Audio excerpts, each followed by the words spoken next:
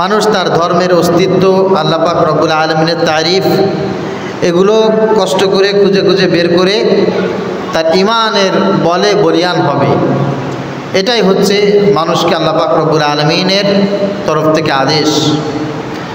আর এই আদেশ সবচাইতে বেশি পালন করেছেন আম্বিয়া আলাইহিমুসসালাতু ওয়াসসালাম। তারপরে আম্বিয়া আলাইহিমুসসালাতু ওয়াসসালামের যেই সাহাবা আজমাইন ছিলেন, তাদের সহচর যারা ছিলেন, তাদের সঙ্গী সাথী যারা ছিলেন, তারা এই আদেশগুলো তারা কমপ্লিটলি আদেশ পালন করেছেন। আমাদেরকে আল্লাহ পাক রব্বুল আলামিন এমন সময় পৃথিবীতে প্রেরণ করেছেন, আমাদের সময় নবীও নাই, কোনো সাহাবীও নাই। আপনাদের সাথে কোনো নবীদের দেখা হয়েছে নাকি? কোনো সাহাবীদের সাথে দেখা হয়েছে? তাহলে আমরা কোনো নবীকেও পাই নাই, সাহাবীকেও পাই নাই। কিন্তু আমাদের জীবন পরিচালনা করার জন্য নবীদের আদর্শ, নবীদের স্মৃতি, নবীদের সেই দেখানো পথ আছে না নাই? আছে। সাহাবা আজমাইন যেভাবে নবীজির কথা পালন করেছেন, ইসলামের জন্য তারা যে ত্যাগ তিতিক্ষা করেছেন এবং এই জমিনে তাদের যে নিদর্শন রেখে গেছেন, এগুলো আছে না নাই? আছে, এখনো পর্যন্ত আছে। এটি আমাদের জন্য অনুকরণীয়, অনুসরণীয়। নবীজি সাল্লাল্লাহু আলাইহি ওয়াসাল্লাম একবার তো জমিনের উপরে অসংখ্য দাগ দিলেন, দাগ দিয়ে সোজা একটা দাগ দিয়েছেন। সাহাবীদেরকে বলছেন, সাহাবীরা এখানে কি এঁকেছি বুঝতে পেরেছো? সাহাবীরা বলেন, ইয়া রাসূলুল্লাহ, না, আমরা তো বুঝি নাই, আল্লাহ এবং আল্লাহ রাসূল সবচাইতে বেশি ভালো জানেন। নবীজি বললেন, দেখো এই যে ছোট ছোট ছোট ছোট অনেকগুলো দাগ দিয়েছি, এইগুলি হচ্ছে ভ্রান্ত পথ। আল্লাহর গোলামকে বিপদগামী করার জন্য ইবলিস শয়তানের পাতা ফাঁদ, সেই ফাঁদগুলো পেতে রেখেছে গোমরাহ করার জন্য উম্মাদকে। এই যে অসংখ্য রাস্তা তৈরি করেছে, বলে ইয়া রাসূলুল্লাহ, লম্বা একটা দাগ। নবীজি বলেন, এটাই হচ্ছে সিরাতুল মুস্তাকিমের পথ। সুবহানাল্লাহ। এই পথ বেয়ে বেয়ে যারা চলবে, যারা সামনের দিকে অগ্রসর হবে, এরা সোজা জান্নাতুল ফেরদাউসে চলে যাবে। নবীজি সাল্লাল্লাহু আলাইহি ওয়াসাল্লামকে সাহাবা আজমাইন বললেন, ইয়া রাসূলুল্লাহ, ইয়া হাবিবাল্লাহ, তাহলে এই পথটা কার দেখানো পথ? কে এই পথটা আবিষ্কার করলো? এই পথটা পরবর্তী উম্মতরা কিভাবে বুঝবে? নবীজি সাল্লাল্লাহু আলাইহি ওয়াসাল্লাম বললেন, মা আনা আলাইহি ওয়া আসহাবি, আমি এবং আমার সাহাবীদের দেখানো পরিচালিত হওয়ার যে পথ আছে, চলার যে রাস্তা আছে, এটাই হচ্ছে একমাত্র সিরাতুল মুস্তাকিমের পথ। সুবহানাল্লাহ। এজন্য অনেকে তো আসলে আল্লাহকে নিয়ে দ্বিমত পোষণ করতে পারে না, এই জন্য নবীদের ব্যাপারে দ্বিমত পোষণ করে। আবার আল্লাহর ক্ষেত্রে, নবীর ক্ষেত্রে দ্বিমত পোষণ করতে পারে না। সে পরবর্তীতে সাহাবা আজমাইনদের দুঃখ দুর্দশার ভিতর দিয়ে তাদের দোষগুলো তালাশ করে বের করতে থাকে। মূলত সাহাবীদের সম্মান বাড়িয়েছেন কে? সবাই বলেন। আমি আয়াত তেলাওয়াত করেছি, ওয়াস-সাবিকুনাল আউয়ালুন মিনাল মুহাজিরিন ওয়াল আনসার ওয়াল্লাযীনা ইত্তাবাউহুম বিইহসান রাদিয়াল্লাহু আনহুম ওয়া রাদু আন। ইসলামের ক্ষেত্রে সবচাইতে অগ্রগামী যারা ছিলেন, সর্বপ্রথম যারা ইসলামের ঝান্ডাকে উঁচু করে রেখেছেন, সর্বপ্রথম যারা নিজেকে, পরিবারকে, রাষ্ট্রকে, নিজের সহায় সম্পত্তি এলাকা থেকে আলাদা করেছেন ইসলামের জন্য, তারা কারা? সাহাবা আজমাইন। আর যারা আল্লাহ এবং আল্লাহ রাসূলের প্রতি আনুগত্যশীল হয়েছে, আল্লাহ পাক রব্বুল আলামিন বলছেন, রাদিয়াল্লাহু আনহুম ওয়া রাদু আন, আমি আল্লাহ তাদের উপরে খুশি হয়ে গেছি, তারাও আল্লাহ পাক রব্বুল আলামিনের উপর খুশি হয়ে গেছে। সুবহানাল্লাহ। এই জন্য প্রিয় আল্লাহর গোলামেরা, আমাদের জন্য আজকের আলোচনার বিষয় হচ্ছে ইসলাম প্রতিষ্ঠায়, দিন কায়েমে, দিন পরিচালনায় সাহাবা আজমাইনদের অবদান, সাহাবা আজমাইনদের শান মান। আল্লাহ পাক রব্বুল আলামিন এই সম্পর্কে কি বলেছেন, নবীজি সাল্লাল্লাহু আলাইহি ওয়াসাল্লামকে কি বলেছেন? আমাদের দেশের কোনো একটা ইতিহাস জানার জন্য ওই এলাকার মানুষের ইতিহাস জানতে হয়। আওয়ামী লীগের ইতিহাস জানার জন্য শেখ মুজিবুরের ইতিহাস জানতে হবে, বিএনপির ইতিহাস জানতে গেলে জিয়াউর রহমানের ইতিহাস জানতে হবে। ঠিক তদ্রূপ ইসলামের ইতিহাস জানতে গেলে সাহাবা আজমাইনদের ইতিহাস জানার বিকল্প আর কিছু হতে পারে না। কোরআন এবং সুন্নাহকে সাহাবা আজমাইন সচক্ষে দেখেছেন, স্বচক্ষে তারা দেখে নিজের জীবনকে সেভাবেই তারা পরিচালনা করেছেন। এর জন্য সাহাবা আজমাইনদের ব্যাপারে আল্লাহ পাক রব্বুল আলামিন কোরআন কারীমের অসংখ্য জায়গায় তিনি বর্ণনা করেছেন তাদের ত্যাগ, তাদের তিতিক্ষা কেমন ছিল, ইসলামের জন্য তাদের দরদটা কেমন ছিল। পৃথিবীর সব মানুষের দরদ ইসলামের প্রতি যতটুকু আছে, একজন সাহাবীর দরদ ইসলামের প্রতি তার চাইতে 1000 কোটি গুণ বেশি ছিল। সুবহানাল্লাহ। আল্লাহ পাক রব্বুল আলামিন এই সমস্ত সাহাবীদের ব্যাপারে বলছেন, দেখো সাহাবীরা এমন মানুষ যাদেরকে আমি আল্লাহ পাক রব্বুল আলামিন বাছাই করেছি, আমার রাসূলের সহচর তারা হবে, আমার রাসূলের সাথী তারা হবে, এজন্য তাদেরকে বাছাই করেছি। আমার রাসূলকে তারা এত ভালোবেসেছে, আমি আল্লাহ পাক রব্বুল আলামিনের কথা তারা এত বেশি অনুসরণ করেছে যে কিয়ামত পর্যন্ত এই মানুষগুলোকে আমি অনুকরণীয় আদর্শবান করে দিয়েছি। সুবহানাল্লাহ। আল্লাহ পাক রব্বুল আলামিন বলছেন, والذين آمنوا وهاجروا وجاهدوا في سبيل الله والذين آووا ونصروا أولئك هم المؤمنون حقا। সুবহানাল্লাহ বলেন। যারা ঈমান এনেছে আল্লাহর প্রতি, রাসূলের প্রতি, ইসলামের প্রতি, ওয়াহাজারু, আর যারা আল্লাহর জন্য নিজের পরিবার, নিজের এলাকা, নিজের দেশ বাড়িঘর, নিজের সহায় সম্পত্তি, ব্যবসা বাণিজ্য সব কিছু ত্যাগ করে আল্লাহর জন্য হিজরাত করেছে, আল্লাহর রাস্তায় সব কিছু খরচ করে ত্যাগ করে হিজরাত করেছে। উলাইকা হুমুল মুমিনুনা হাক্কা। আমি আল্লাহ পাক রব্বুল আলামিন সাক্ষ্য দিচ্ছি এরা হচ্ছে 100% সত্যিকারের মুমিন। সুবহানাল্লাহ। সাহাবা আজমাইনদের ঈমানের ব্যাপারে সার্টিফাই করেছেন কে? কথা বলে না কে? লাহুম মাগফিরাতু ওয়া রিজকুন কারীম। আল্লাহ বলছেন আমার তরফ থেকে তাদেরকে স্পেশাল বোনাস স্বরূপ মাগফিরাত দিয়েছি আর সম্মানিত রিজিক দিয়েছি তাদেরকে। এই সার্টিফিকেট আল্লাহ পাক রব্বুল আলামিন আমাদের ব্যাপারে দিয়েছেন, এই যুগের কোনো বুজুর্গের ব্যাপারে দিয়েছেন, সাহাবীদের ব্যাপারে। ঈমান আনার পর যারা এই কাজগুলি করেছে, এই কাজগুলি তো সাহাবীদের পক্ষেই করা সম্ভব। কল্পনা করা যায় এখন আমাদেরকে নামাজের সময় হলে ঘর থেকে টেনে বের করা যায় না, এলেম শিক্ষা করার জন্য মা বাবাকে ছেড়ে পাশের গ্রামে, পাশের জেলায় নিয়ে যাওয়া যায় না, মসজিদে ইতিকাফ করার জন্য বাড়ি থেকে বের করা যায় না, আল্লাহ রাস্তায় 3 দিন 40 দিন সময় লাগাবে, এর জন্য ঘর থেকে বের হতে পারে না।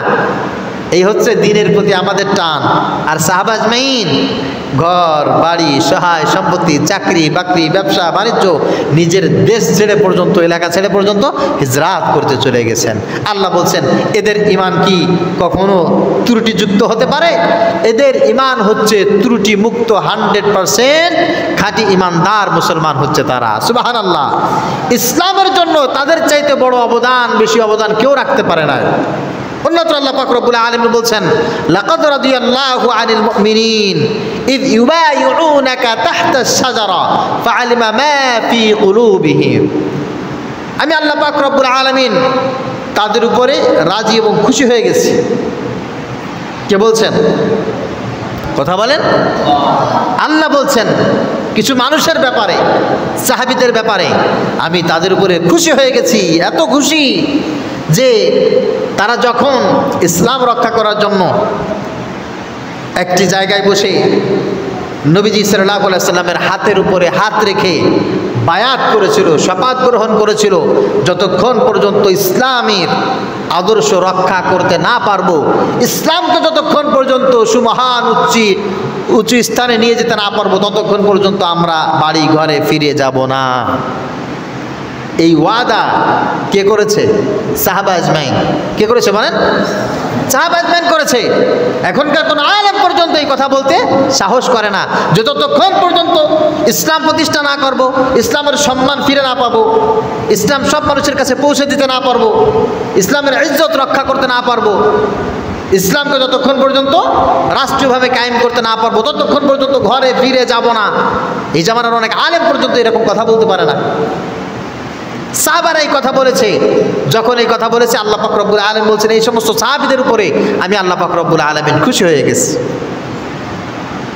আমি হুদায়বিয়ার সন্ধি, এই আয়াত যেখানে নাজিল হয়েছে, এই আয়াত যেখানে নাজিল হয়েছে সেখানে আমি গিয়েছি, আমি দেখেছি। সেই জায়গাটা এখনো পর্যন্ত আছে। নবীজি সাল্লাল্লাহু আলাইহি সাল্লাম সাহাবীদেরকে নিয়ে যে স্থানে বসেছিলেন, 3 দিন মতান্তরে আরও কয়েকদিন বেশি কম ওখানে অবস্থান করেছিলেন।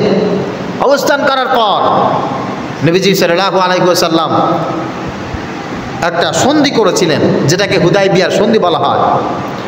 ওখান থেকে একটা চুক্তিনামা করে একটু পাশে আরেকটু স্থানে গিয়ে নবীজি সাল্লাল্লাহু আলাইহি ওয়াসাল্লাম বায়াতে রিদওয়ান বা বায়াতে তাহতা শাজারা, এই গাছের নিচে বসে, বাবলা গাছের নিচে বসে নবীজি সাল্লাল্লাহু আলাইহি ওয়াসাল্লাম হাত পেতেছিলেন। সাহাবীরা তার হাতের উপরে হাত রেখে শপথ গ্রহণ করেছিল। এখনো পর্যন্ত সেই জায়গাটা সুন্দর করে সুরক্ষিত আছে। কিয়ামত পর্যন্ত মানুষের জন্য নিদর্শন। ইসলামের উপরে যখন কোনো আঘাত আসবে, নবীর উপরে, সাহাবীদের উপরে, কোরআনের উপরে, ইমানের উপরে যখন কোনো আঘাত আসবে, মুমিন বান্দারা সব কিছু উজাড় করে দিয়ে আল্লাহ পাক রব্বুল আলামিনের জন্য দৃঢ় শপথ করে বায়াত গ্রহণ করে ইসলাম রক্ষা করার জন্য সব কিছু তারা উজাড় করে দিবে। এটা সাহাবা আজমাইন যেভাবে করেছিল, আল্লাহ পাক রব্বুল আলামিন কিয়ামত পর্যন্ত আমাদেরকে সেভাবে অনুসরণীয় করে রেখে দিয়েছেন। সুবহানাল্লাহ। এই জন্য এই ত্যাগ তিতিক্ষা সাহাবীদের ছিল। তারা হচ্ছে আমাদের প্রেরণা। কোরআনুল কারীমের বাস্তব নমুনাই ছিলেন সাহাবা আজমাইন।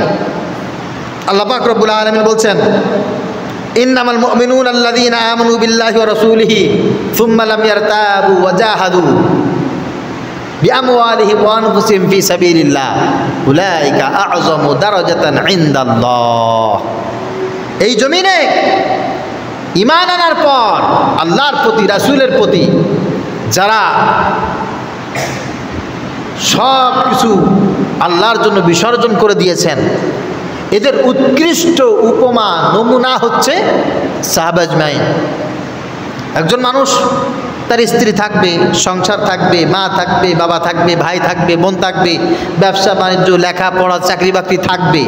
এটা একটা ন্যাচারাল ব্যাপার, এটা একটা ন্যাচারাল ব্যাপার থাকবেই।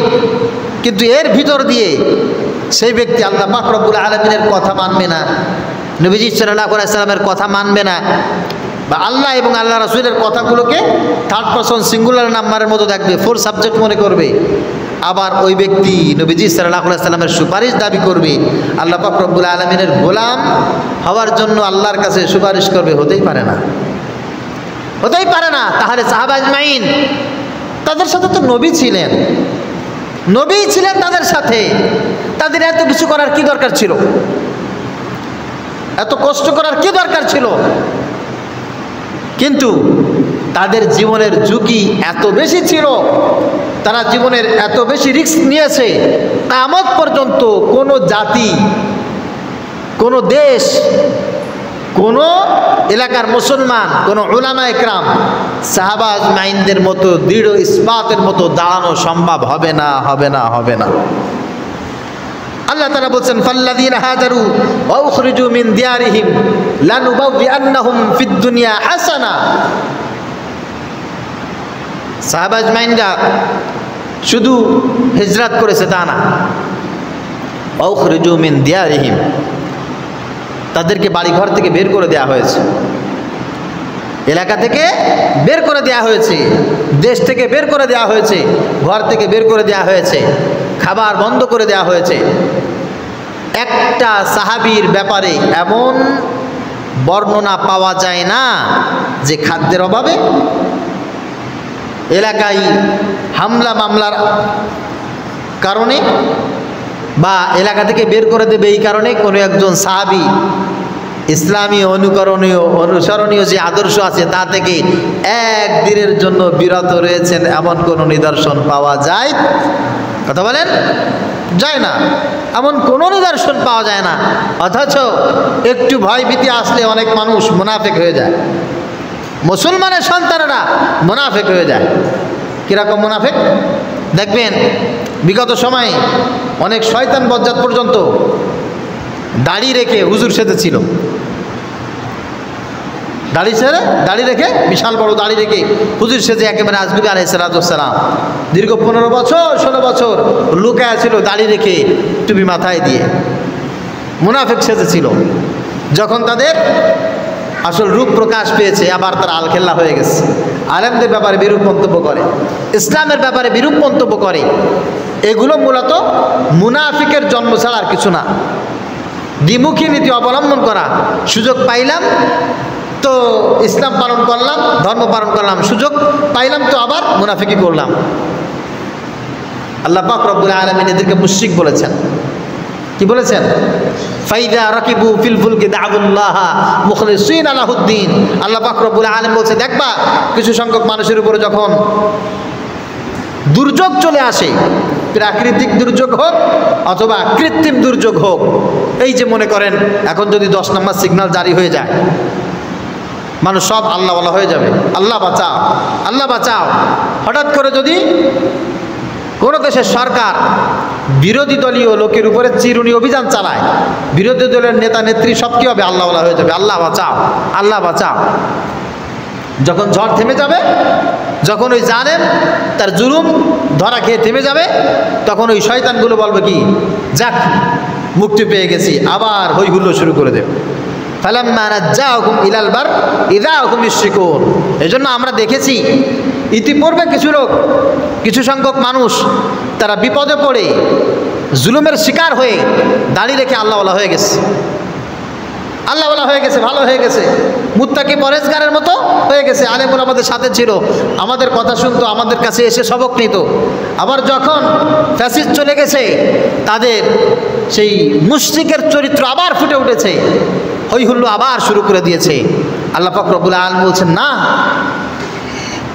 এই চরিত্র কোনো সাহাবা আজমাইনদের চরিত্র নয়। কারণ সাহাবা আজমাইন দুঃখের সময় যেমন ছিল, সুখের সময় তেমন ছিল। তাদেরকে অত্যাচার করা হয়েছে, নির্যাতন করা হয়েছে, বাড়ি ঘর থেকে বের করে দেওয়া হয়েছে, কিন্তু কোনো সাহাবি একদিনের জন্য ইসলাম থেকে দূরে সরে যায় নাই। ইসলামের সবচাইতে বড় উৎকৃষ্ট উদাহরণ হচ্ছে সাহাবা আজমাইন। কিয়ামতের ময়দানে সাহাবিগণ আমাদের ঈমানের ব্যাপারে, আমাদের আমলের ব্যাপারে সাক্ষী হবেন। আপনি আমি ইসলামের দায়িত্ব কি পরিমাণ পালন করেছি, ইসলাম রক্ষায় কতটুকু ভূমিকা পালন করেছি, সাহাবা আজমাইন এই ব্যাপারে কি হবেন? সাক্ষী হবেন। আল্লাহ পাক রব্বুল আলামিন কোরআন কারীমের পরতে পরতে সেই কথাগুলো বলে দিয়েছেন। আল্লাহর কথাগুলো যেন আমরা বুঝে আমল করতে পারি, সাহাবা আজমাইনদেরকে যেন অনুসরণ করতে পারি। আল্লাহ পাক রব্বুল আলামিন তৌফিক দান করুক। সকলে বলি আল্লাহুম্মা আমিন। প্রিয় হাজরিন, নবীজি সাল্লাল্লাহু আলাইহি ওয়াসাল্লাম আমাদেরকে অসংখ্য হাদিস বর্ণনা করে শুনিয়েছেন সাহাবা আজমাইনদের ব্যাপারে। এই জামানায় কোনো মানুষের আদর্শ, কোনো নেতার আদর্শ, কোনো ব্যক্তির আদর্শ প্রতিষ্ঠা করার জন্য আন্দোলন করা, সংগ্রাম করা, এটা কোনো মুসলমানের জন্য জায়েজ নাই। খুব খেয়াল করে বুঝতে হবে। কোনো মানুষের আদর্শ, কোনো নেতার আদর্শ, কোনো লিডারের আদর্শ প্রতিষ্ঠা করার জন্য আন্দোলন করা, সংগ্রাম করা কোন ইমানদার মুসলমানের জন্য জায়েজ, কথা বলেন, নাই। যদি কারোর আদর্শ প্রতিষ্ঠা করতে হয়, যদি কারোর আদর্শ অনুকরণ করতে হয়, সেই আদর্শের নাম হচ্ছে মুহাম্মদুর রাসূলুল্লাহ সাল্লাল্লাহু আলাইহি ওয়াসাল্লাম। হ্যাঁ, আপনার ভালো একজনকে লাগতে পারে, আপনি একজনকে মহাব্বত করতে পারেন, আপনার একজনকে একটু ভালো লাগতে পারে, কিন্তু তার মানে এই না যে তার জন্য আপনি জীবন যৌবন সব কিছু দিয়ে দিবেন। তার আদর্শ প্রতিষ্ঠা করার জন্য আপনি পাগল পারা হয়ে যাবেন একটু স্বার্থের জন্য, অর্থের জন্য। এটা মুসলমান হিসাবে, ইমানদার হিসাবে আপনার জন্য বৈধ নয়। নবীজি সাল্লাল্লাহু আলাইহি সাল্লাম সবচাইতে ভালোবাসার মানুষ হিসাবে যাদেরকে পরিচয় করিয়ে দিয়েছেন তারা হচ্ছে আসহাবুন নবী সাল্লাল্লাহু আলাইহি ওয়াসাল্লাম, নবীজি সাল্লাল্লাহু আলাইহি সাল্লামের সাহাবা আজমাইন। তাদের ব্যাপারে বুখারী শরীফের 3673 নম্বর হাদিস, নবীজি সাল্লাল্লাহু আলাইহি সাল্লাম বলেছেন, লা তাসুব্বু আসহাবি, খবরদার আমার কোনো একজন আদনা থেকে আদনা সাহাবীও যদি হয় তাদেরকে গালি দিবা না, তাদের যে কোনো কাজের ব্যাপারে খারাপ মন্তব্য করবা না। কারণ ওই সাহাবীটার উপরে আমার আল্লাহ পাক রব্বুল আলামিন খুশি, আর ওই সাহাবীটাও আমার আল্লাহর উপরে খুশি। সুবহানাল্লাহ বলেন। ফাওয়াল্লাযী নাফসি বিয়াদিহি লাউ আন্না আহাদাকুম আনফাকা মিথলা উহুদিন যাহাবান মা বালাগা মুদ্দাতিহিম ওয়ালা নাসিফাহু। কত সুন্দর কথা, কত সুন্দর কথা।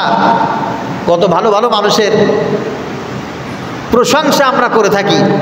এই সাহাবীদের প্রশংসা যে ইমানদার মুসলমানদের জবান দিয়ে বের হয় না, এই মুসলমান কেমন মুসলমান, এই ইমানদার কেমন ইমানদার।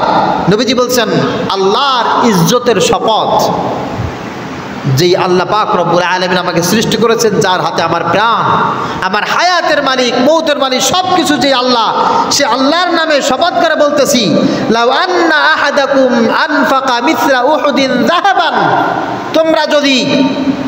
তোমরা যদি অথবা তোমাদের ভিতর থেকে কেউ যদি বিশাল এই উহুদ পাহাড় পরিমাণ স্বর্ণ আল্লাহর রাস্তায় দান করে দেয়। এই কথাটা খুব সহজ কথা নাকি? কথা বলেন, খুব সহজ কথা না। সৌদি আরবে স্বর্ণের দোকান মোড়ে মোড়ে, যেখানে সেখানে, গলিতে গলিতে স্বর্ণের দোকান অ্যাভেলেবেল। স্বর্ণের দেশ সৌদি আরবের দেশ, আলহামদুলিল্লাহ। দিন দিন শুধু স্বর্ণের খনি বাড়তেছে। সৌদি আরবে যেহেতু স্বর্ণ খুব সহজলভ্য ব্যাপার, নবীজি সাল্লাল্লাহু আলাইহি ওয়াসাল্লাম এবং আল্লাহ পাক রব্বুল আলামিন স্বর্ণের ব্যাপারে খুব অসংখ্য গুরুত্ব সহকারে কথা বলেছেন। স্বর্ণের উপমাটা বেশি দিয়েছেন। 100 গ্রাম স্বর্ণ একটা বার, ছোট এতটুকু একটা 100 গ্রামের স্বর্ণ, বাংলাদেশি টাকার প্রায় 15 লক্ষ টাকা দাম। এইটুকু একটা 100 গ্রাম ছোট্ট একটা স্বর্ণ। যারা 100 গ্রাম স্বর্ণ আছে এখানে অনেকেই দেখে নাই, আছে না? অনেকেই দেখে না 100 গ্রাম স্বর্ণ। এতটুকু একটা স্বর্ণ 15 লক্ষ টাকা বাংলাদেশি টাকার দাম। সৌদি আরবে মনে করেন যে বর্তমানে 41,000 রিয়াল এইটুকু একটা স্বর্ণের বারের দাম। এই স্বর্ণের বারটা উহুদ পাহাড়ে নিয়ে এক জায়গায় রাখবেন, খুঁজে পাওয়া যাবে? কথা বলে না। উহুদ পাহাড় মাটি থেকে শুরু করে মনে করেন যে প্রায় 500 মিটার পর্যন্ত উঁচু। 500 মিটার, তো 500 মিটার মানে হাফ কিলো উঁচু, আর লম্বা প্রায় 8 থেকে 12 কিলোমিটার পর্যন্ত। একবারে মিনিমাম ধরলাম 8 কিলোমিটার পর্যন্ত লম্বা, হাফ কিলো পর্যন্ত উঁচু। এই বিশাল উহুদ পাহাড় যদি স্বর্ণ হয়ে যায়, এটার দাম কি পরিমাণ হতে পারে পৃথিবীর কোনো ক্যালকুলেটর ধরবে? কথা বলেন। এর সহজ উত্তর হচ্ছে, এই পরিমাণ স্বর্ণের মালিক কোনোদিন একজন ব্যক্তির পক্ষে বা কোনো মানুষের পক্ষে হওয়া সম্ভব না। আর এইটার দাম বা মূল্য ক্যালকুলেটরে হিসাব করে বের করাও কোনো মানুষের পক্ষে সম্ভব না। তারপরেও নবীজি সাল্লাল্লাহু আলাইহি ওয়াসাল্লাম বলছেন, এই উহুদ পাহাড় পরিমাণ কোনো স্বর্ণ যদি কোনো একজন ব্যক্তি আল্লাহর রাস্তায় দান করে, খরচ করে, তবে তোমাদেরকে বলেছি মা বালাগা মুদ্দাতিহি, তোমরা ওই পরিমাণের কাছে যেতে পারবে না, ওই অনুদানের কাছেও পৌঁছাতে পারবে না। ওয়ালা নাসিফাহু, আমার সাহাবা আজমাইন দুঃখের সময় ইসলামের জন্য এক মুঠো খাবার, এক মুঠো সম্পদ আল্লাহর রাস্তায় দান করে তারা যেই পরিমাণ সওয়াবের মালিক হয়েছে, আমার একজন সাহাবী এক মুঠো খাবার আল্লাহর রাস্তায় দান করে যেই পরিমাণ সওয়াবের মালিকানা লাভ করেছে, কোনো মানুষ যদি এই উহুদ পাহাড় পরিমাণ স্বর্ণ আল্লাহর রাস্তায় দান করে, তবুও আমার সাহাবীদের সেই অনুদানের সমান সওয়াবের মালিক হতে পারবে না। সুবহানাল্লাহ। তাহলে সাহাবা আজমাইন এরকম কাজ কত করেছেন, তাদের সওয়াবের পাল্লাটা কত ভারী, ইসলামকে তারা কিভাবে প্রতিষ্ঠা করেছেন, কিভাবে দেখেছেন, ইসলামের প্রতি তাদের দয়া, মোহাব্বত, মায়াটা কেমন ছিল, নবীজি সাল্লাল্লাহু আলাইহি সাল্লাম চমৎকার করে সেটা বর্ণনা করেছেন। আজকে আমরা যেখানে নামাজ পড়ি, একটা মসজিদ, আমরা যেখানে আসছি এটা একটা মাদ্রাসা, এগুলোকে বলা হয় ইলমি মার্কাজ, ইসলামের মার্কাজ, ইসলামের বাসস্থান, সুন্নাতের বাসস্থান। এই এলাকার মানুষের ভিতরে ইসলাম প্রতিষ্ঠা করার জন্য, ইসলাম পৌঁছে দেওয়ার জন্য এই ইলমের মার্কাজগুলি একটা পাওয়ার হাউস, একটা সেক্টর হিসাবে কাজ করে, ঠিক কিনা? এলাকার সন্তানগুলোকে কোরআন শিখাবে, নবীজি সাল্লাল্লাহু আলাইহি সাল্লামের সুন্নাত শিখাবে, এলাকার মানুষের কাছে ইসলামের বার্তাগুলি পৌঁছে দেবে, করণীয় বর্জনীয় যেই কাজগুলি আছে এই কাজের একটা ব্রিফিং দেবে এই জায়গা থেকে। এই জায়গাটির ব্যাপারে নবীজি সাল্লাল্লাহু আলাইহি সাল্লাম যত উত্তম কথা বলেছেন, পৃথিবীর কোনো জায়গার ব্যাপারে এত কথা বলা হয় নাই। তো এই জায়গার অবদান সম্পর্কে আমাদের প্রত্যেকের কি পরিমাণ ইলম আছে বলেন? বাইতুল্লাহর ব্যাপারে, মদিনার ব্যাপারে বা ইসলামের ব্যাপারে আমরা এখানে যারা আছি, আমাদের কি পরিমাণ অবদান আছে। কাউকে যদি বলা হয় বলেন তো ইসলামের ব্যাপারে তোমার কি কি অবদান আছে, তোমার দাদার কি অবদান ছিল, তোমার বাবার কি অবদান ছিল, আমরা উল্লেখযোগ্য কিছু বলতে পারবো? কথা বলেন না কেন? এখানে কেউ আছেন যে আপনি 50টা লোককে নামাজি বানিয়েছেন? এখানে কেউ আছে যে আপনার বাবা বা আপনার দাদা 100 লোককে নামাজি বানিয়েছেন, 100 লোককে মুসলমান বানিয়েছেন, 100 লোকের কাছে ইসলাম পৌঁছে দিয়েছেন যারা ইসলাম সম্পর্কে জানতো না? এরকম কোনো লোক আছি আমরা? এরকম কোনো লোক নাই।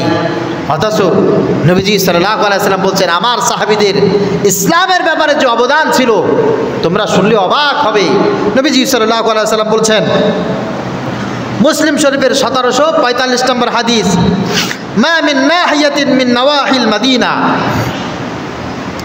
এই মদিনায় এমন একটা গলি খোঁজ করে পাওয়া যাবে না, এমন একটা ভূখণ্ড খুঁজে পাওয়া যাবে না, এমন একটা এলাকা এই মদিনায় নাই, ইল্লা ওয়াকাদ ক্বাতালা ফিহা আসহাবি রাসূলিল্লাহি সাল্লাল্লাহু আলাইহি ওয়াসাল্লাম, যেই গলিটা, যেই এলাকাটা, যেই ভূখণ্ডটা আমার সাহাবীর রক্তে রঞ্জিত হয় নাই, আমার সাহাবীর জীবনে সব কিছু বিসর্জিত হয় নাই, এমন একটা জায়গা খুঁজে পাওয়া যাবে।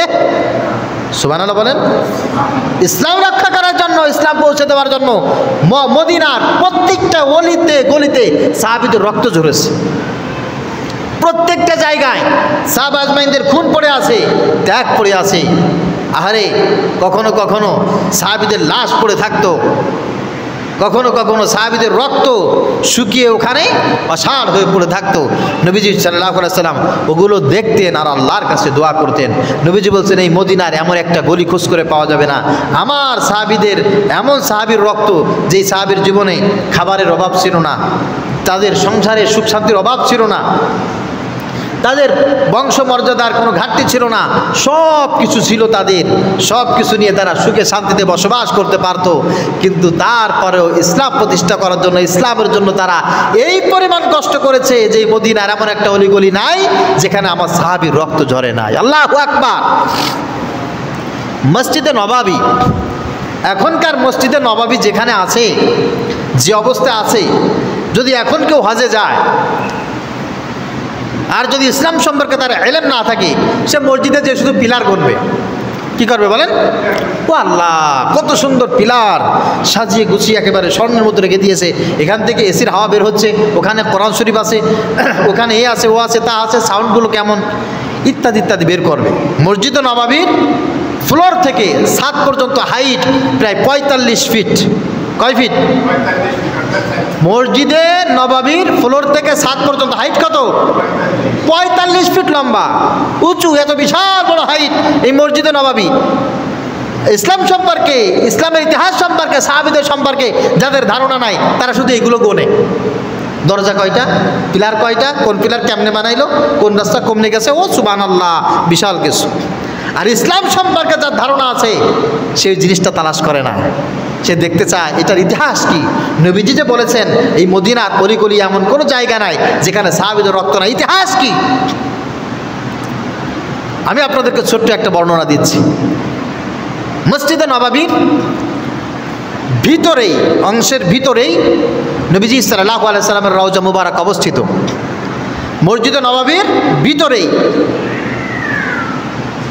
নবীজি সাল্লাল্লাহু আলাইহি সাল্লামের রওজা মুবারকের পাশে ইমাম সাহেবের দাঁড়ানোর জায়গা আছে। নামাজের রক্ত হলে সব রাস্তাগুলো ব্লক হয়ে যায়, ইমাম সাহেবের জায়গায় দাঁড়ায় যায়। মসজিদে নবাবীর ভিতরে যে যেখানে আছে আল্লাহু আকবার। নবীজি সাল্লাল্লাহু আলাইহি ওয়াসাল্লামের রওজায় ঢোকার জন্য একটা গেট, এই গেট দিয়ে রওজায় প্রবেশ করতে হয়। আর এইদিকে একটা গেট চলে গেছে রওজার, এইদিকে একটা গেট আছে মসজিদে প্রবেশ করার জন্য। মসজিদে প্রবেশ করার জন্য যে গেট, এই গেটের নাম হচ্ছে বাবে আবু বকর সিদ্দিক রাদিয়াল্লাহু তাআলা আনহু। আর নবীজি সাল্লাল্লাহু আলাইহি ওয়াসাল্লামের রওজা মুবারকে ঢোকার জন্য যেই গেট, এই গেটের নাম হচ্ছে বাবুস সালাম। নবীজি সাল্লাল্লাহু আলাইহি ওয়াসাল্লামের সময় এই বাবে আবু বকর খড়কুটো সনের ছিল তো, নবীজি তখনই বলছেন, শোনো তোমাদেরকে বলছি, মসজিদে নববীর সব গেট বন্ধ হবে বিশেষ কারণে, তবে কিয়ামত পর্যন্ত কোনো দিন মসজিদে নববীর এই আবু বকর গেট বন্ধ হবে না। সুবহানাল্লাহ। করোনার সময় পর্যন্ত হজ বন্ধ করে দিয়েছে সৌদি গভর্নমেন্ট, বিশেষ কারণে হয়েছে। মসজিদের বিশেষ বিশেষ সময় সব দরজা লক থাকতো, মুসলিমে কিছু লোকদেরকে নিয়ে জামাত হতো, তারপরেও কোনোদিন 1 সেকেন্ডের জন্য মসজিদে নববীর এই মসজিদের বাবে আবু বকর 1 সেকেন্ডের জন্য বন্ধ হয় নাই। মসজিদে এই গেটের সামনে এমন কিছু হাদিস আছে, এমন কিছু ইতিহাস আছে, ওখান থেকে যখন মুমিন বান্দা প্রবেশ করে, ইতিহাস জানা আর না জানা মানুষের পার্থক্য। মানুষ ওখানে ঢোকে, ক্যামেরা অন করে ছবি তুলতে তুলতে ভিডিও করতে করতে ঢুকছে। আরেকজন মানুষ আমি নিজেই দেখেছি, যখন এই গেট দিয়ে ঢোকে, ঢোকার সঙ্গে সঙ্গে অসাড় হয়ে যায়, চোখ দিয়ে ঝরঝর করে পানি পড়তে থাকে। তার কারণটা হচ্ছে বাবে আবু বকরের সামনেই যে জায়গাটা ছিল, ওখানে ঢুকেই অমনি পাশে এই জায়গাটা ছিল আহলুস সুফফাদের জায়গা। নবীজি সাল্লাল্লাহু আলাইহি সাল্লামের সময়, আমি একটু গ্রাম্য ভাষায় বলি, যদিও শব্দটা সাহাবা আজমাইনদের সামনে ব্যবহার করা ঠিক হবে কিনা জানি না। আমাদের সময় যেমন এতিমখানা থাকে না, কথা বলেন, মা নাই, বাপ নাই, ঘর নাই, বাড়ি নাই, কিছু সংখ্যক মানুষ এলেম কালাম শেখে, এটাকে আমরা কি বলি? এতিমখানা। এইরকম একটা আহলুস সুফফা ছিল, ওখানে বাড়ি নাই, ঘর নাই, খাবারের কিছু নাই। ওই জায়গায় এসে 70 জন সাহাবীর মতো তারা ওখানে সারাদিন বসে এলেম চর্চা করত।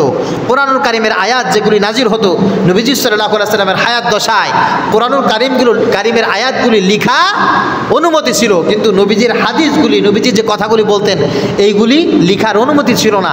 যার কারণে সাহাবা আজমাইন, ওই আহলুস সুফফা যারা ছিল, ওখানে বসে নবীজি সাল্লাল্লাহু আলাইহি সাল্লামের কথাগুলো মুখস্থ করতেন আর কোরআনুল কারিমের আয়াতগুলিও লিখে রাখতেন। ওখানে ছিল হযরতে আবু হুরায়রা রাদিয়াল্লাহু তাআলা আনহু সহ অসংখ্য সাহাবা আজমাইন। তো মনে করেন প্রত্যেকটা এতিমখানা বলেন, প্রত্যেকটা হোস্টেল বলেন, বা আবাসিক কোনো রুম এলাকা বলেন, এর একটা আদব আছে না? কথা বলেন, আদব আছে না? যেমন মনে করেন শহর অঞ্চলে আপনি কোনো হোস্টেলে থাকতে গেলে রাত 10টা বা 11টার উপরে বাতি জ্বালাইতে পারবেন না, আছে না? আপনি মোবাইলে লাউড স্পিকারে কথা বলতে পারবেন না, মোবাইলে কোনো মিউজিক চালাইতে পারবেন না। যদি আপনার একান্ত প্রয়োজন হয় আপনি হেডফোন দিয়ে ব্যবহার করতে পারবেন। এখানের যাদের ঘুমে আসে, এদের ঘুমে ডিস্টার্ব হবে এমন কোনো কাজ করা যাবে না। আহলুস সুফফা যারা ছিল, এরা মসজিদে নববীর একটা পরিবেশের সাথে এরা মিক্সড হয়ে গেছে। খাবার যদি আল্লাহর তরফ থেকে আসে খায়, না পাইলে না খায়। এখানে বসে এরা আস্তে ধীরে জিকিরে, তেলাওয়াতে, সেজদায়, আল্লাহর রোনাজারিতে, কোরআনের আয়াত লিখায়, হাদিস মুখস্থে এরা সময় অতিবাহিত করে। অসংখ্য মানুষ এখানে আসে, এসে কিছু তালিম নেয়, আবার চলে যায়। নবীজি সাল্লাল্লাহু আলাইহি সাল্লাম দৈনিক 1 বার 2 বার 5 বার এসে এদেরকে কিছু তালিম দেয়, আবার চলে যায়। তো এদের পরিবেশটা ঠান্ডা একটা পরিবেশ হয়ে গেছে। হঠাৎ করে একজন লোক আসছে, যার চেহারাটা মোটামুটি সুন্দর কিন্তু এলোমেলো, অগুছালো। কিছু সংখ্যক মানুষ আছে দেখবেন দাড়ি আছে কিন্তু দাড়িগুলো আশ্রায় না, চুলগুলো সুন্দর কিন্তু চুলগুলোয় তেল দেয় না, সুন্দর করে আশ্রায় না। এই মানুষগুলোকে দেখতে মনে একটু খাটাস খাটাস ভাব, ঠিক কিনা? দাড়ি আছে, আপনি দাড়ির একটা সৌন্দর্য আছে না? চুল আল্লাহ দিয়েছে, চুলের একটা সৌন্দর্য আছে না? চুল দাড়ি সব কিছু সুন্দর করে রাখবেন। ওই লোকটার চেহারাও ভালো, চুল দাড়িও ভালো, কিন্তু উস্কো খুস্কো। আর এই লোকটা এখানে এসে কারোর সাথে কথাও বলে না। এক জায়গায় নতুন আসলে তো মানুষ সালাম কালাম দিয়ে নিজের নাম বলে পরিচিত হয়। ভাই কেমন আছেন? আমি অমুক জায়গায় থেকে আসছি। আপনি কবে ইসলাম কবুল করেছেন? আমি এই দিন ইসলাম কবুল করেছি। একটু বিস্তারিত আলোচনা হয় না? কোনো আলোচনা নাই, কোনো কথাবার্তা নাই। ওখানে বসে চুপ করে একাকী থাকে আর কোরআন শরীফ তেলাওয়াত করে। এমন জোরে জোরে কোরআন তেলাওয়াত করে, সবাই সবার কাজ ফেলে লোকটার দিকে হা করে তাকায় থাকে। দেখবেন মসজিদে এসে বা বিভিন্ন জায়গায় অনেকের মোবাইল রিংটোন এমন জোরে দেওয়া থাকে, মোবাইলের রিংটোনের একটু একটা ভদ্রতা আছে না? এমন একটা রিংটোন দিছে, আর রিংটোন এত উঁচু আওয়াজে যে সবাই তার দিকে তাকায় থাকে, কিরে? আবার মোবাইল রিসিভ করে অনেকে এমন জোরে জোরে কথা বলতে থাকে, কিরে ভালো আছিস? জোরে জোরে কথা বলতে থাকে, লোকজন একটু বিরক্ত বোধ হয়, ঠিক কি না? যে মানুষের ভিতরে আছো, তুমি মোবাইলে একটু সুন্দর করে কথা বলবা, আস্তে আস্তে করে কথা বলবা, এত জোরে কথা বলার তো দরকার নাই। মোবাইলে জোরে কথা বললো যেমন শোনে, আস্তে কথা বললে তো শোনা যায়।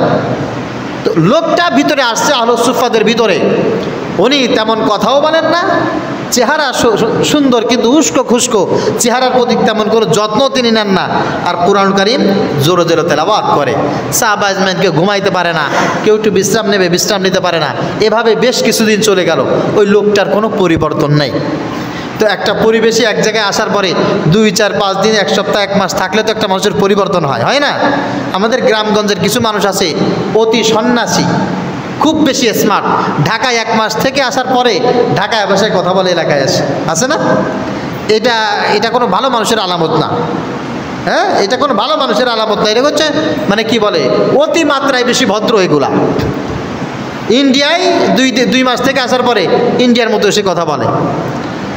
এক জায়গায় গেলে সেই জায়গার পরিবেশ পরিস্থিতি মেনটেন করে তাদের সাথে চলাটাই হচ্ছে মূল ভদ্রতা। আবার ওখান থেকে যখন আপনি আপনার জায়গায় ফিরে আসবেন, তখন এই জায়গার পরিবেশ মেনটেন করে চলাটাই হচ্ছে আপনার জন্য কি বলেন, আপনার জন্য এটাই ভদ্রতা।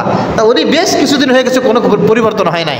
এবার কয়েকজন সাহাবী মিলে বলছে যে দেখো, আমরা তো তাকে কিছু বলতে পারবো না, কারণ সে তো নবীজির মেহমান সাল্লাল্লাহু আলাইহি ওয়াসাল্লাম। আমরা একটু নবীজির কাছে যাই, ইয়া রাসূলুল্লাহ, ইয়া হাবিবাল্লাহ, আমরা একটা সমস্যায় পড়েছি। বলে ঠিক আছে চলো যাই। কয়েকজন গিয়ে নবীজি সাল্লাল্লাহু আলাইহি ওয়াসাল্লামকে বলছে, ইয়া রাসূলুল্লাহ, ইয়া হাবিবাল্লাহ, আমাদের একটা আরজি ছিল, একটা কথা ছিল। নবীজি বললেন হ্যাঁ বলো। বলে আমরা তো আহলুস সুফা, আমরা মসজিদে নববীর ভিতরে এখানে থাকি, আমরা জিকির করি, তেলাওয়াত করি, রোনাজারি করি, নামাজ পড়ি, কিন্তু একটা লোক তো আসছে, এই লোকটা তো ভদ্রই মনে হয়, কিন্তু ইনি একটু অস্বাভাবিক আচরণ করে। নবীজি বললেন কি আচরণ? কয় দেখেন, গায়ের পোশাক পরা, কম্বল গায়ে দেওয়া। কি গায়ে দেওয়া?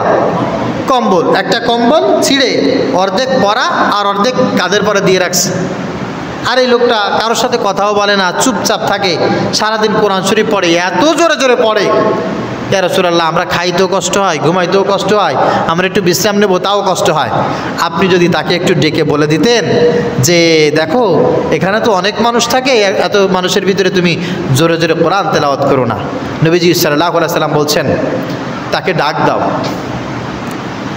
সাহাবা আজমাইন আল্লাহ নবীর ওই সাহাবীকে ডাক দিলেন।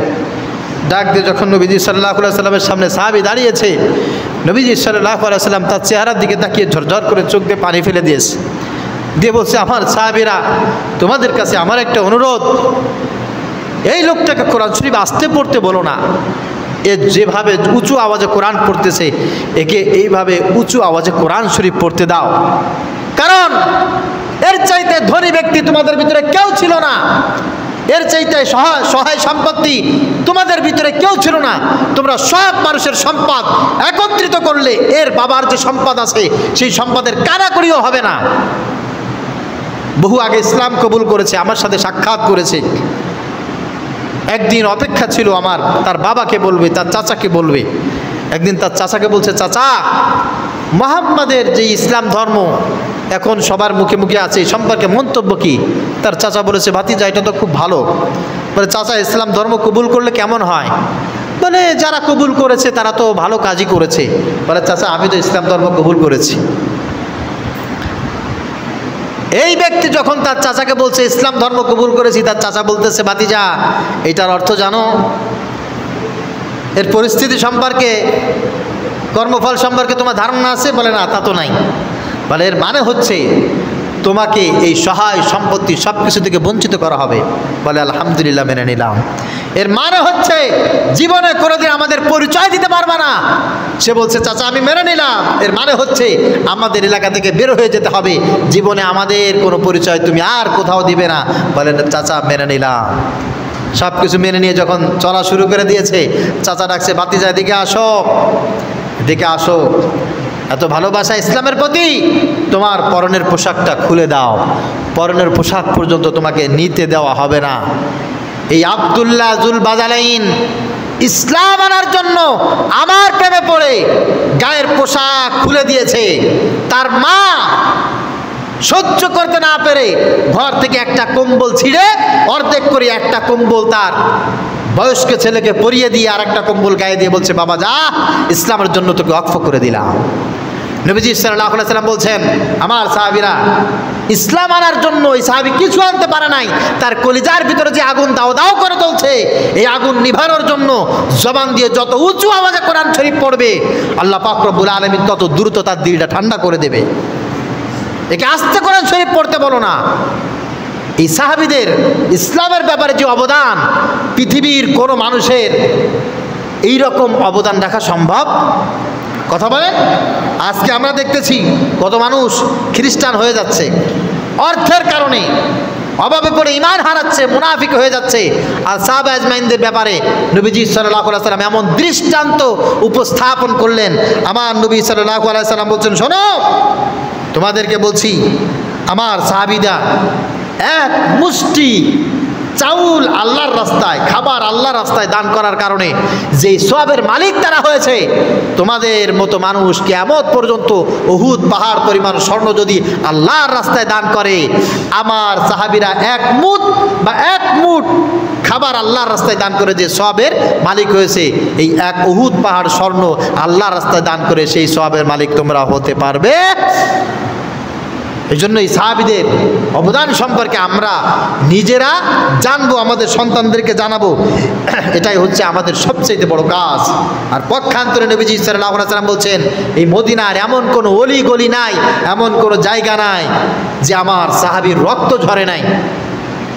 আমার সাহাবীদের অবদান 1 ইঞ্চি মাটি খুঁজে পাওয়া যাবে না যেই জায়গায় আমার সাহাবীদের রক্ত নাই, শ্রম নাই, ঘাম নাই।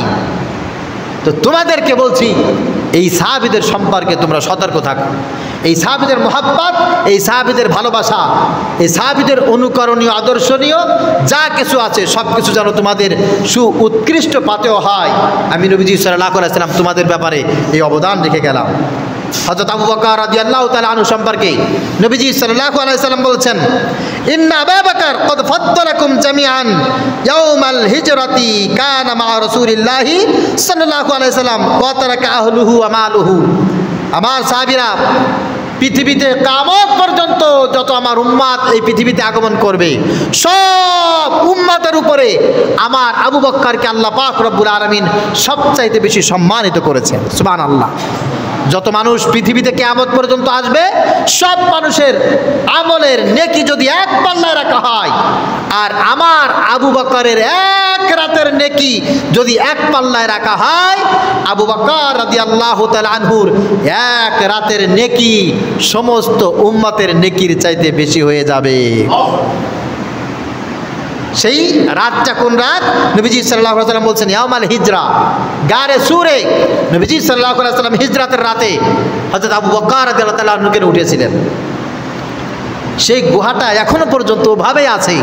সেই পাহাড়টা কাটসাট করে উম্মতের উঠার জন্য একটু রাস্তা তৈরি করা হচ্ছে, এখনো পর্যন্ত হয় নাই।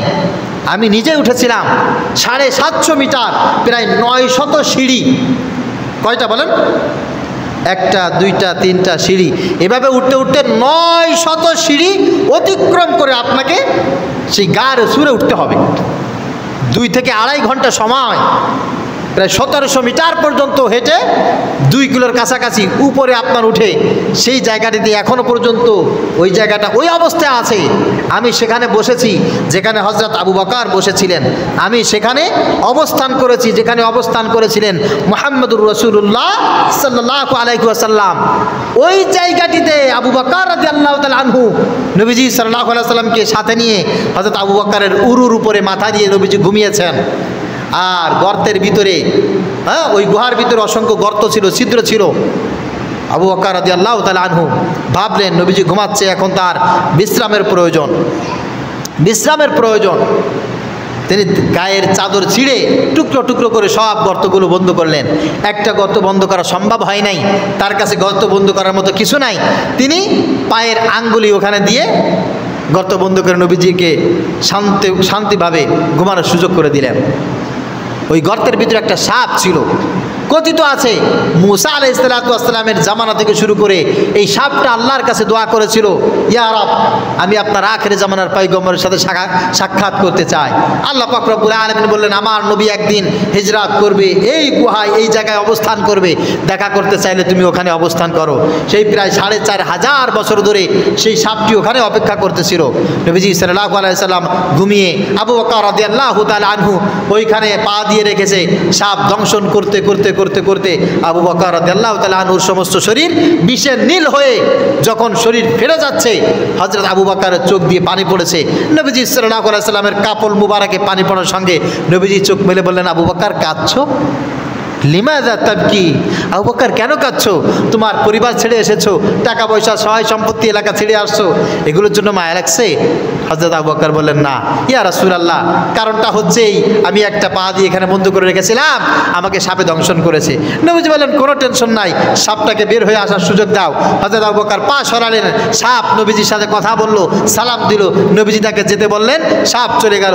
নবীজি সাল্লাল্লাহু আলাইহি ওয়াসাল্লাম মুখের ভিতর দিয়ে একটু লালা হযরত আবু বকর রাদিয়াল্লাহু তাআলা আনহুর পায়ে দিলেন, সঙ্গে সঙ্গে হযরত আবু বকর রাদিয়াল্লাহু তাআলা সুস্থ হয়ে গেলেন। ওই এক রাতের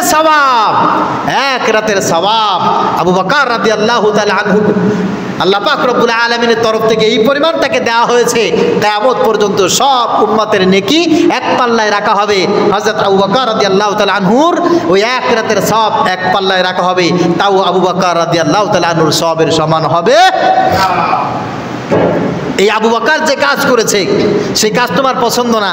এই আবু বকর রাদিয়াল্লাহু তাআলা আনহু যে পথে হেঁটেছে ওই পথ তোমার পছন্দ না। তুমি আল্লাহর গোলাম বলে দাবি করবা, তুমি নবীজি সাল্লাল্লাহু আলাইহি সাল্লামের উম্মত বলে দাবি করবা, এটা নিছক তোমার ভুল ধারণা ছাড়া আর কিছু হতে পারে না।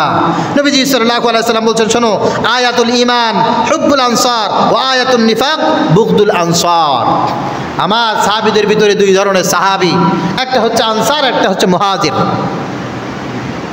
সংক্ষিপ্ত ভাষায় বলতে গেলে সাহাবীদের ঈমান, সাহাবীদের প্রতি ভালোবাসা ঈমানের আলামত, আর সাহাবীদের প্রতি রাগ ক্ষোভ এটা মুনাফিকের আলামত। যাদের ভালোবাসা সাহাবীদের প্রতি নাই, আল্লাহর প্রতি তাদের ভালোবাসাই নাই, তাদের ঈমানই নাই, তারা মুমিনই না। আর সাহাবীদের প্রতি যাদের বিদ্বেষ, সাহাবীদের প্রতি যাদের রাগ ক্ষোভ হিংসা, সাহাবীদের দর্শন যাদের পছন্দ না, এরা ঈমানদার না, এরা মুসলমান না। বলেছেন মুহাম্মদুর রাসূলুল্লাহ সাল্লাল্লাহু আলাইহি সাল্লাম, বুখারী শরীফের 3783 নম্বর হাদিস। নবীজি সাল্লাল্লাহু আলাইহি সাল্লাম যেটা বর্ণনা করেছেন, আমাদেরকে হৃদয়ের সবটুকু ভালোবাসা উজাড় করে দিতে হবে, মুহাব্বত ব্যক্ত করতে হবে সাহাবীদের জন্য। কাদের জন্য বলেন? কথা বলেন, কাদের জন্য? সাহাবীদের জন্য। এ যুগের শ্রেষ্ঠ সন্তান, পৃথিবীর শ্রেষ্ঠ সন্তান হচ্ছে আল্লাহর নবী এবং তার সাহাবা আজমাইন।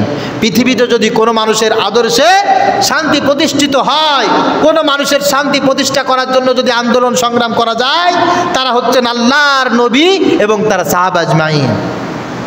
নবীজি সাল্লাল্লাহু আলাইহি সাল্লাম বলছেন, মান আহাব্বা আইয়ানজুরা ইলা রাজুলিন মিন আহলিল জান্নাহ ফালিয়ানজুর ইলা তালহা ইবনে উবাইদুল্লাহ। নবীর সাহাবীদের দিকে তালহা ইবনে উবাইদুল্লাহ উহুদের যুদ্ধে তিনি অংশগ্রহণ করেছিলেন। নবীজি বলছেন, যদি কোনো মানুষ পৃথিবীতে জান্নাতি মানুষ দেখতে চায়, যে জান্নাতি মানুষ দেখতে কেমন হবে, জান্নাতে যারা যাবে তাদের আচার আচরণ কেমন হবে, তারা যেন আমার এই সাহাবীদের দিকে তাকায়। সুবহানাল্লাহ। কাদের দিকে? কথা বলেন। সাহাবীদের দিকে আঙুলের ইশারা করে দিয়ে নবীজি সাল্লাল্লাহু আলাইহি সাল্লাম বলছেন, জান্নাতি মানুষ যারা দেখবে তারা আমার সাহাবীদের দিকে তাকাবে, আমার এই তালহা ইবনে উবাইদুল্লাহর দিকে তাকাবে। সাহাবীদের দিকে তাকাইলে জান্নাতি মানুষের চেহারা দেখা যায়। শুধু তাই না, নবীজি সাল্লাল্লাহু আলাইহি সাল্লামের প্রতি সাহাবা আজমাইনদের যে মুহাব্বত, ভালোবাসা বহিঃপ্রকাশ ছিল, কিয়ামত পর্যন্ত কোনো মানুষের সেই ভালোবাসার বহিঃপ্রকাশ হতে পারে না। আমি খুব শক্তভাবে আপনাদেরকে বলছি, আজকে যারা কোনো মানুষের আদর্শ প্রতিষ্ঠা করার জন্য সংগ্রাম করছেন, লড়াই করছেন, ইসলাম বাদ দিয়ে, নবীজির আদর্শ বাদ দিয়ে, সাহাবা আজমাইনদের আদর্শ বাদ দিয়ে, তারা যদি নবীজি সাল্লাল্লাহু আলাইহি সাল্লামের সময় জন্মগ্রহণ করতেন, যদিও এদের নামের শেষে আব্দুর রহমান আছে, এ আছে, ও আছে, তা আছে, মুসলমানের সন্তান আছে, বাপ মুসলমান, দাদা মুসলমান পরিচয় আছে, এরা যদি সেই সময় থাকতো নিঃসন্দেহে এরা আবু জাহেলের পক্ষে থাকতো, উতবার পক্ষে থাকতো, সাইবার পক্ষে থাকতো, এরা মুহাম্মদুর রাসূলুল্লাহর পক্ষে থাকতো নিঃসন্দেহে। আপনার কিসের অভাব? ইসলামের ভিতরে আসার পরে কোন জিনিসের ঘাটতি আছে যে আপনি আল্লাহর দিন বাদ দিয়ে, রাসূলের দেখানো পথ বাদ দিয়ে একজন মানুষের আদর্শ প্রতিষ্ঠা করার জন্য আপনি লড়াই করবেন, সংগ্রাম করবেন? আপনার ইসলামী অভাবটা আছে কিসের বলেন দেখি? কিসের অভাব আছে বলেন? কোন দুঃখে জিয়াউর রহমানের আদর্শ প্রতিষ্ঠা করার জন্য মুসলমানরা যুদ্ধ করবে, সংগ্রাম করবে? কোন দুঃখে? কোন দুঃখে মুজিবুর রহমানের আদর্শ প্রতিষ্ঠা করার জন্য মানুষ লড়াই করবে, সংগ্রাম করবে? কোন দুঃখে? আমাদের যদি রাসূলের আদর্শ না থাকতো আমাদের সামনে, সাহাবা আজমাইনদের আদর্শ না থাকতো আমাদের সামনে, কোনো ব্যাপার ছিল না, কোনো ব্যাপার ছিল না। এদের আদর্শ তো আগে প্রতিষ্ঠিত করে মানুষ দেখেছে। দুর্নীতি, চোরাচালানি ছাড়া, শয়তানি, বদমাশি, চাঁদাবাজি ছাড়া এদেশের মানুষ কোনো মানুষের আদর্শে আর কিছু শেষ পর্যন্ত পেয়েছে বলেন? কথা বলেন? পায় নাই, কেউ পায় নাই। একটু মুহাম্মদ রাসূলুল্লাহর আদর্শ প্রতিষ্ঠা করার জন্য কাজ করে দেখেন না। হযরত আবু বকর, উমর, উসমান, আলী রিদওয়ানুল্লাহি তাআলা আলাইহিম আজমাইনদের আদর্শ প্রতিষ্ঠা করার জন্য দেখেন না, দেখেন না একটু কেমন লাগে? দেশটা কেমন হয়, সমাজটা কেমন হয়, পরিবেশটা কেমন হয়? নবীজি সাল্লাল্লাহু আলাইহি সাল্লামের ইসলাম প্রতিষ্ঠা করার জন্য সাহাবীরা এমন ত্যাগ করেছে। আপনি কিয়ামতের ময়দানে সাহাবীদের পাশে যে দাঁড়াবেন, আপনি রাসূলের সেই দিন প্রতিষ্ঠার ব্যাপারে কি পরিমাণ ভূমিকা রাখলেন? আল্লাহর নবীর সাহাবী তিনি বর্ণনা করেছেন, রাফাতু রাসি ইয়াওমা উহুদিন ফাইদা দিমাউ ফি ওয়াজহিহি। আমি মাথা উঁচু করে দাঁড়ালাম, মাথা উঁচু করে দাঁড়ালাম, দেখলাম যে একজন আল্লাহর নবীর সাহাবী সে মাথা উঁচু করে বসে আছে, তার মাথা দিয়ে টপ টপ করে রক্ত পড়তেছে। যুদ্ধের ময়দানে, উহুদের যুদ্ধে মাথা দিয়ে টপ টপ করে রক্ত পড়তেছে, আর আমি মাথা উঁচু করে এটা দেখলাম। ফাকুলতু, আমি তাকে বললাম, মিম্মা হাদা, তোমার মাথায় রক্ত কেন? তোমার শরীরে ক্ষত বিক্ষত কেন? এটা কোন কারণে হয়েছে? তুমি একটু বর্ণনা দেবে? ফাকালা, সে বলল কুনতু আজআলু নাফসি দুনা নবিয়্যিল্লাহি সাল্লাল্লাহু আলাইহি ওয়াসাল্লাম। বুখারী শরীফের 2812 নম্বর হাদিস। আল্লাহর নবীর সাহাবী উত্তর দিয়েছে, দেখো আমার তেমন কোনো সমস্যা নাই, আমি শুধু একটা কাজ করেছি, আল্লাহর নবী সাল্লাল্লাহু আলাইহি ওয়াসাল্লামের ডানে বামে সামনে পিছনে আমি ঘুরেছি। নবীজিকে কাফেররা যখনই আঘাত করতে এসেছে, আমি আমার মাথা, আমি আমার বুক, আমি আমার পিঠ এভাবে ঢালের মতো ব্যবহার করেছি। আমার গায়ে শত শত আঘাত করেছে, আমার মাথায় আঘাত করেছে, আমার আল্লাহর নবীর গায়ে একটা আঘাত আমি লাগতে দেই না। আল্লাহর নবীর গায়ে একটা আঘাত লাগতে দেই নাই। নবীজি সাল্লাল্লাহু আলাইহি সাল্লাম তাবুক যুদ্ধে সাহাবীদেরকে বললেন, এই যুদ্ধে অনেক সহায় সম্পত্তি দরকার, অস্ত্র দরকার, কে কিভাবে আসো সহযোগিতা করো। সবাই নিয়ে আসছে। আবু বকর রাদিয়াল্লাহু তাআলা আনহুর ঘরে যা ছিল সব, হযরত ওসমান অর্ধেক নিয়ে আসছে, হযরত আলী নিয়ে আসছে সাধ্য মতো। এক মহিলা তার দুধের বাচ্চাকে নিয়ে নবীজি সাল্লাল্লাহু আলাইহি সাল্লামের সামনে চলে আসছে। ইয়া রাসূলুল্লাহ, ইয়া হাবিবাল্লাহ, আমার তো কোনো সম্পদ নাই, আমার এই বাচ্চাটা দুধ পান করে, আমার এই বাচ্চাটা আপনাকে যুদ্ধের ময়দানে হাদিয়া দিলাম। নবীজি মুস্কি হাসলেন, এসে বলছে, মাগো হে মহিলা, তোমার এই দুধের বাচ্চা দিয়ে আমি কি করব? এই দুধের বাচ্চা যুদ্ধের ময়দানে কি সহযোগিতা করবে, কি করব? মহিলা যে অবাক করা জবাব দিয়েছে, আজকের এই সমস্ত মুসলমান ইমানদাররা যদি এই জবাব শোনার পর আমার রসুলের আদর্শ থেকে পিছপা হয়ে যায়, কিয়ামতের ময়দানে আমার রসুলের সামনে দাঁড়াবে কি করে, আর রসুলের সুপারিশ কিভাবে কামনা করবে, আল্লাহু আলাম। মহিলা বলছে, ইয়া রাসূলুল্লাহ, ইয়া হাবিব আল্লাহ, আমি জানি আমার এই সন্তান কিছুই করতে পারবে না, তবে কাফেররা যখন আপনার ডান পাশ থেকে তীর নিক্ষেপ করবে, আমার সন্তানটিকে ডান পাশে ধরে রাখবেন, যখন কাফেররা বাম পাশ দিয়ে আঘাত করবে সন্তানটিকে বাম পাশে ধরে রাখবেন, পিছন দিয়ে আঘাত করবে, পিছনে ধরে রাখবেন, সামনে আঘাত করবে, সামনে ধরে রাখবেন।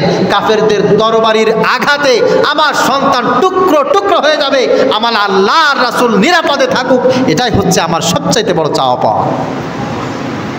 সাহাবা আজমাইনদের ভালোবাসা, সাহাবা আজমাইনদের ত্যাগ ইসলাম রক্ষায়, দিন রক্ষায়, ইমান রক্ষায় তাদের মতো মোহাব্বত আমাদের রাখার দরকার আছে না নাই? কথা বলেন, আছে না নাই? এটা আমাদেরকে ইসলাম শিক্ষা দিয়েছে, ইসলাম শিক্ষা দিয়েছে। এজন্য প্রিয় ভাইয়েরা আমার, এই মুহূর্তে আমাদের সন্তানগুলিকে আমাদের রাসূলের আদর্শে পরিচিত হওয়া দরকার। হযরত আবু বকর, উমর, উসমান, আলীর আদর্শে পরিচিত হওয়া দরকার। এদের জীবনী আমাদের সন্তানগুলোর কাছে না থাকার কারণে আমার সন্তানগুলো দুনিয়ার মানুষের আদর্শকে, দুনিয়াদার শয়তান, বদমাইশ, লম্পট যারা আছে তাদের আদর্শের প্রতি আকস্মিকভাবে আকৃষ্ট হয়ে গেছে, আকৃষ্ট হয়ে গেছে। আগে আমার সন্তানেরা, মুসলমানের সন্তানেরা হযরত আবু বকরের জীবনী পড়তো, উমরের জীবনী পড়তো, ওসমানের জীবনী পড়তো, সাহাবা আজমাইনদের জীবনী পড়তো, আয়েশা, খাদিজার জীবনী পড়তো। এখনকার সন্তানেরা তা পড়ে না। অমুকের আব্বা, অমুকের জাতির অমুক, তমুক সমক, এই করেছে, তা করেছে, এই সমস্ত আদর্শ নিয়ে সন্তানদের হায়াত শেষ। পড়তে পড়তে পড়তে পড়তে ইসলামের অবদান কি, ইসলামের মূল্যবোধ আমাদের সন্তানদের জীবন থেকে হারিয়েই গেছে। এই জন্য মুসলমানের সন্তানেরা আজকে ইসলামের ব্যাপারে বিরূপ স্লোগান দেয়, মুসলমানদের ব্যাপারে বিরূপ স্লোগান দেয়, আলেমদের ব্যাপারে খারাপ স্লোগান দেয়। এরা মুসলমানের সন্তান হতে পারে? কথা বলেন। কিছুদিন আগেও দেখেছি আল্লামা দেলাওয়ার হোসেন সাঈদী সাহেবের ফাঁসি কামনা করেছে।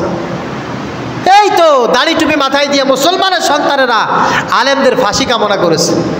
তো তারা ফাঁসি কামনা করেছে আলেমদের, আর যাদেরকে ইমানদার মুসলমান বলে সাব্যস্ত করেছি আমরা, তারা এখন অন্যান্য আলেমদেরকে নেশা করে তা কর বলে গালি দিচ্ছে, স্লোগান দিচ্ছে। এদের ভিতরে পার্থক্য কি বলে? তুমি যদি মুসলমান হও, এটা তোমার আদর্শ। ওই আলেম তোমার বাবার বিবাহ দিয়েছে, ওই আলেম তোমার দাদাকে মুসলমান বানিয়েছে, যার বিরুদ্ধে তুমি স্লোগান দিচ্ছ। ওই আলেম পরামর্শ দিয়েছে তোমাকে নাম রাখার জন্য, ওই আলেম তোমাকে খতনা করার পরামর্শ দিয়েছে, ওই আলেম তোমাকে কিভাবে মানুষ বানাতে হবে সেই পরামর্শ দিয়েছে, আর তুমি সেই আলেমদের ব্যাপারে স্লোগান দাও, আলেমদের ব্যাপারে স্লোগান দাও। তোমার ঈমান কোন পর্যায়ে চলে গেছে, তোমার অবস্থান কি কল্পনাও করতে পারবে না। তবে বিষয়টা হচ্ছে ইসলাম ছাড়া কোনো মানুষ, কোনো ইমানদার সফল হতে পারবে। কথা বলেন। আপনি মূর্খ হন, শিক্ষিত হন, আপনি জেনারেল হন, মিনারেল হন, আপনি একটা জিনিস জেনে রাখবেন, ইসলাম ছাড়া কোনো দিন আপনি সফল হতে পারবেন। কিন্তু ইসলাম আপনাকে ছাড়া ঠিকই সফল হয়ে যাবে, ঠিকই ইসলাম আপনাকে ছাড়া সফল হয়ে যাবে, কিন্তু আপনি ইসলাম ছাড়া সফল হতে পারবেন না। আর এটা কখনো মনে করবেন না ইসলাম শুধুমাত্র মসজিদের ভিতরে, মাদ্রাসার ভিতরে কোনো একটা নির্দিষ্ট জায়গা সংরক্ষণ করার জন্য ইসলাম আসছে না। ইসলাম গোটা পৃথিবী পরিচালনা করার জন্য, সব কিছু ইসলাম মাফিক পরিচালিত হবে। এই জন্য আল্লাহ পাক রব্বুল আলামিন ইসলাম আপনাকে আমাকে দিয়েছে। এই জন্য সাহাবা আজমাইনদের অনুকরণীয় আদর্শ যা কিছু আছে, যা কিছু আমি বললাম, আল্লাহ পাক রব্বুল আলামিন সর্বপ্রথম আমাকে আমল করার তৌফিক দান করুন। যারা শুনলেন সবাইকে আল্লাহ পাক রব্বুল আলামিন আমল করার তৌফিক দান করুক। সকলে বলি আমিন।